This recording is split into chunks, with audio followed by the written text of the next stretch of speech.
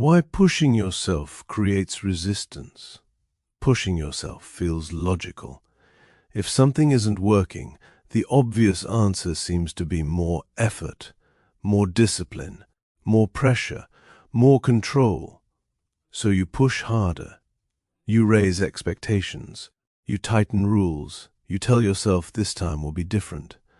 But instead of movement, something else appears. Resistance. The task feels heavier. Avoidance increases. Motivation drops. And that creates confusion. Because effort is supposed to help, yet the harder you push, the harder it becomes to start.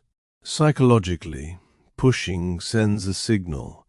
It tells the system that something is wrong, that failure is unacceptable, that the stakes are high. The nervous system doesn't hear motivation, it hears threat, and when threat rises, the system shifts into protection. Energy goes toward avoidance. Attention narrows. The body prepares to escape pressure. So pushing doesn't create action, it creates defense.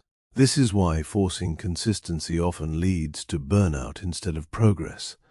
The system isn't lazy, it's bracing.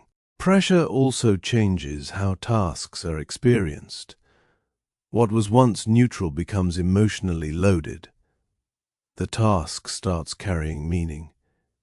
If I don't do this, it says something about me. If I fail, it confirms something. If I stop, I've lost. Now the task isn't just a task. It's an evaluation, and evaluations trigger avoidance. Not because the person lacks discipline, but because the cost of failure feels too high, so the system delays. This is why effort alone rarely solves resistance. Resistance isn't solved by force. It's resolved by safety. When expectations soften, when pressure lowers, when failure feels survivable, the system stops defending. Action becomes possible again. Not because motivation increased, but because threat decreased. That's the paradox. Less pressure often produces more movement.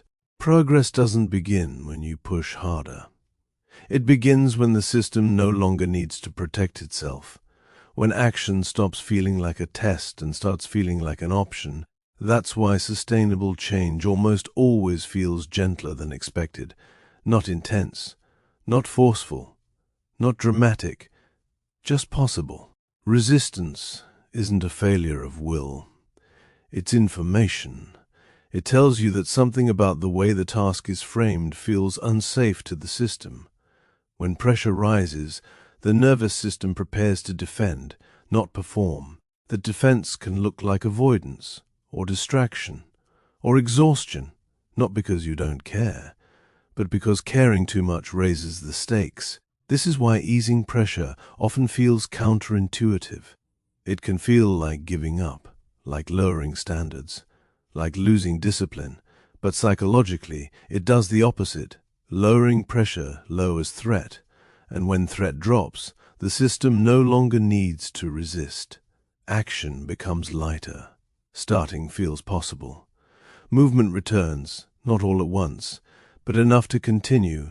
That's the real function of effort, not to force progress, but to create conditions where progress can happen.